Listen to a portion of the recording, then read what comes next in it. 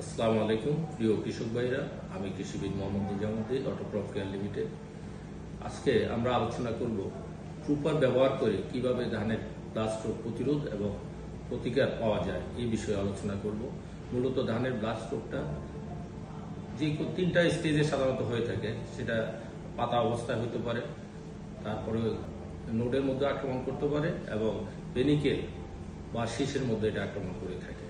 তো শুরুতেই ধানের বীজতলাও হতে পারে, কারণ অনুকূল পরিবেশ যখন বিরাজ করবে ব্লাস্ট রোগের জীবাণুটা সক্রিয় হয়ে ওঠে। সাধারণত 20 থেকে 28 ডিগ্রি সেলসিয়াস তাপমাত্রা এবং আপেক্ষিক আর্দ্রতা যখন বেশি থাকে, তখনই এই রোগের জীবাণুটা সক্রিয় ওঠে।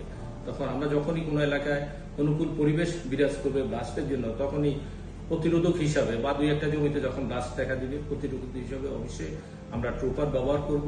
এবং সেকেন্ড টাইম আমরা ব্যবহার করব যখন ফোর অবস্থায়।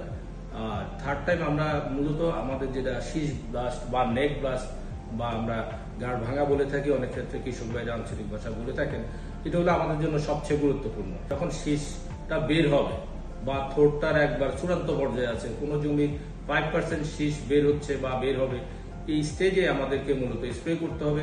কারণ যখন আমরা দেখি যে শীষটা সাদা হয়ে গেছে বা শীষের গোড়াটা ভেঙে গেছে, আসলে সেই সময় স্প্রে করে কোনো লাভ নেই। এই জন্য আমরা ফোড়ের চূড়ান্ত পর্যায়ে বা কোনো জমির শীষটা বের হচ্ছে সবে মাত্র এবং ফুল ফুটে নাই, এই সময় অবশ্যই আমরা ট্রুপার ব্যবহার করব।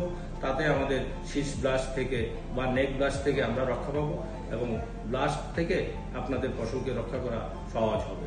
আশা করি আমাদের পরামর্শ মোতাবেক ট্রুপার ব্যবহারের মাধ্যমে ধানের ব্লাস্ট রোগ থেকে ফসলকে রক্ষা করবেন, এই প্রত্যাশায় শেষ করছি। আসসালামু আলাইকুম ওয়া রাহমাতুল্লাহি ওয়া বারাকাতুহু।